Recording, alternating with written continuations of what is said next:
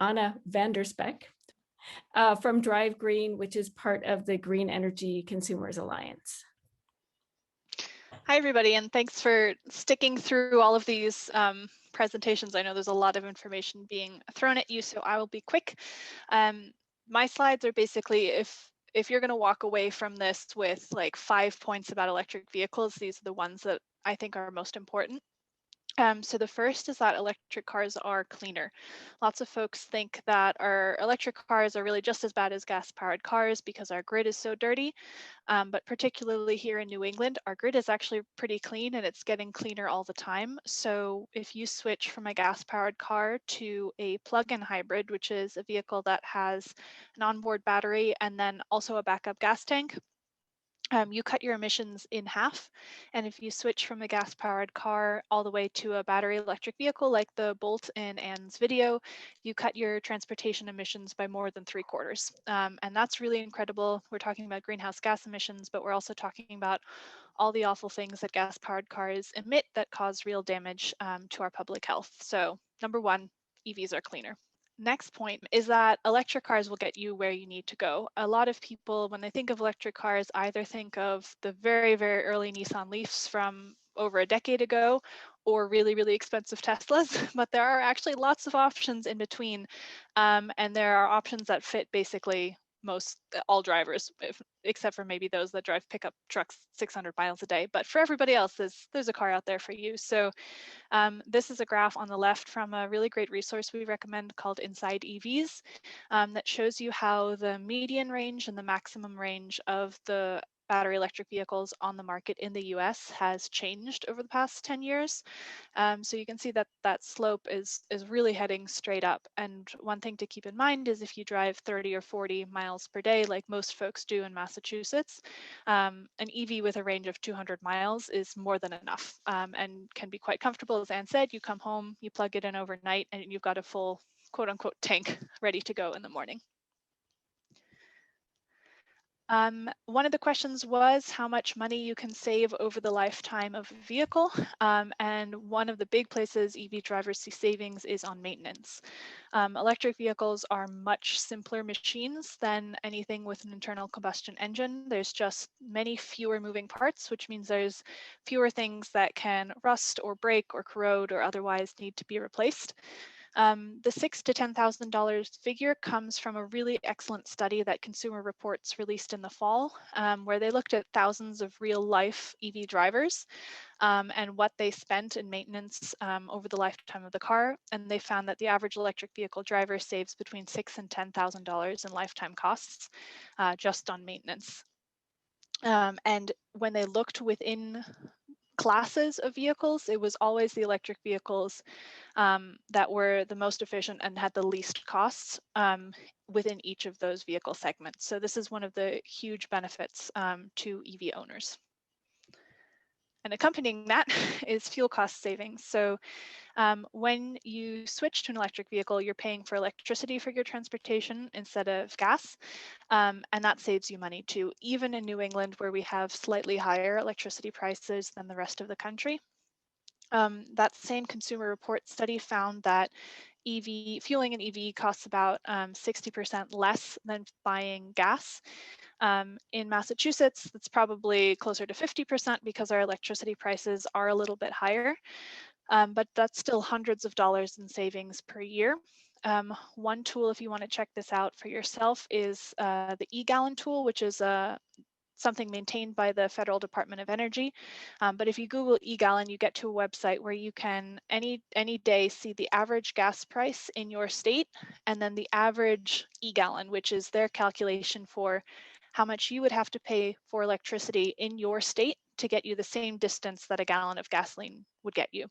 So when I took the screenshot last week, gas prices here were $2.38, but the eGallon was around $2.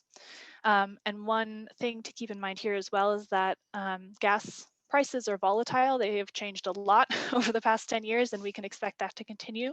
But electricity prices, because they're regulated, are much more stable. So it's easier to predict in the future what your costs will be because they're less likely to vary. For those folks who are not looking for a new car but would like to get a used car, EVs are a great option because, as I said earlier, there's fewer moving parts, less things that can break. And that actually means that the benefits of an EV compared to an ICE or an internal combustion vehicle increase when the vehicle gets older. So I would recommend that you, if you're interested in a used car, you go look at that consumer report study and really dig into that data, because it really makes an excellent case for, if you're going to get a used car, an electric used car is a great idea. And then finally, there are incentives available to help you make the switch. So there's a federal tax credit of up to $7,500. It is currently phased out for General Motors and Tesla, but the Biden administration might bring it back. So keep your eyes peeled, ears peeled, whatever the idiom is for that. Massachusetts has a state rebate called More EV. So if you're a Massachusetts resident and you purchase or lease an EV, you can fill out an application on the More EV website and the state will send you a check in the mail. And then the nonprofit that I work for, Green Energy Consumers Alliance, we run a rebate program or a discount program called Drive Green, where we've built up a network of dealerships across the state that offer fixed discounts on EVs to folks who come through our program. And the discounts recently were as high as $17,000 off a car. That is our record, but usually it's somewhere on the order between $8,000 and $15,000 off, depending on what car model you're looking at. Some of the ones that are in lower supply don't have quite as astounding discounts, but regardless, we can connect you with a local dealer that actually has the cars in stock and salespeople who know how to talk about them. And I don't have a slide on this, but EVs are lots of fun to drive, and they're just really pleasant. I know we have a couple of EV ambassadors on the line, but happy to talk about all these things in the breakout room. What is the lifetime used in the calculations? Are there reasonably priced EVs that get 300 miles range? How widespread are charging networks for travel? Okay, so in the reasonably priced EVs, I think first let's define what we mean when we say reasonably priced. So there are vehicles that are available somewhere between $20,000 and $40,000 new with incentives that get somewhere between 2 and 260 miles per charge. So I'm talking about things like the Chevy Bolt, the Hyundai Kona, which is an all-electric SUV, the Nissan Leaf Plus, which is their extended version of the Nissan Leaf. All of those get around 250 or 260 miles per charge. Right now, if you want to buy a car that gets 300 miles per charge, you're probably going to be looking at a Tesla with an extended range. I think the Tesla Model 3 gets up over 300 if you buy the version with the bigger battery. The price will go up for that. There are a lot of cars slated to hit the market in the next couple of years. And right now, the biggest factor in the upfront cost of an EV is the cost of the battery.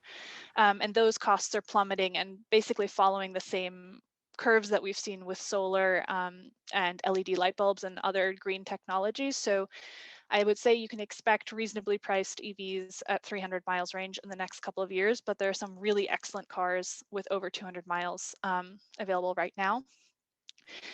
Charging networks, I would point you to a research called PlugShare, which will show you a map of all the charging across the country. And you can even say, like, I want to go from here to there, show me what the charging is on the way. But I can talk about that a lot more in the breakout room. So what about the lifetime? What is considered a lifetime of the car? So usually when this question is asked, it's asked because people are worried that the battery is going to die on them. The batteries are warranted pretty much for 8 years or 100,000 miles. You might have seen recent declarations that Tesla and GM think they've both made a million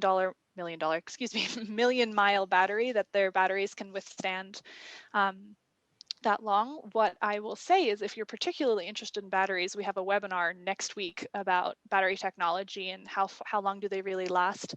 But there are some great studies that have looked at battery degradation over time, because batteries do degrade over time, and basically they're holding up really, really well.